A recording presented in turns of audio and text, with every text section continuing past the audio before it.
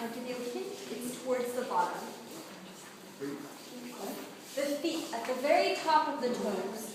And the reason why it's so high up is because when his soul went to the field of reeds, he could easily just look down and find his body once again. So let's start from the very top. His two shoulders. These two symbols right there are called ujats, or the eyes of Horus. Does anybody know what happened between Horus and his terrible Uncle Set? He was eating? I think he was eating.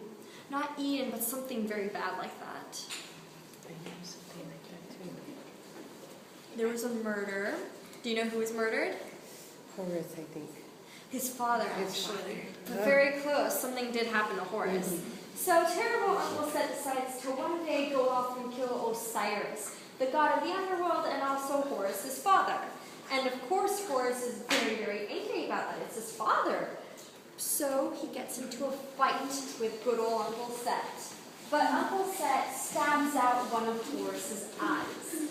Not almost lost, though, because Horus can just go to his all-powerful mother, Isis, the queen of the gods, and using her power, she heals his eye. And from then on forward, the ancient Egyptians believed that the ujats, or the eyes of Horus, were a symbol of healing.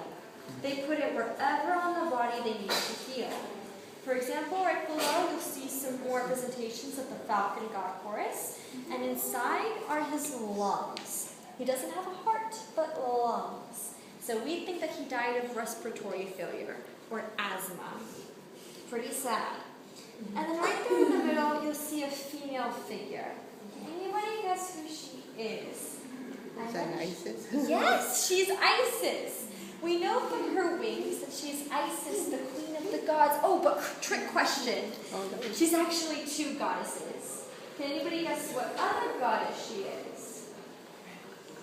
The falcon? No, the falcon are these two. Because of the two feathers that she's holding, we know that she's the goddess Maat, the goddess of fairness and justice in the world. So, does anybody know what you have to do when you go to the field of reeds? Because you can't just go in there willy-nilly. The gates aren't open. You have to take a test. And what test is that? The test of the scales where they weigh your heart. Exactly. Your heart, the center of your intelligence and of your soul, is weighed against a feather of Maat. And if your heart is lighter than a feather, you get to go to the field of reeds and have an eternity of wonderfulness. But if your heart is heavier than a feather,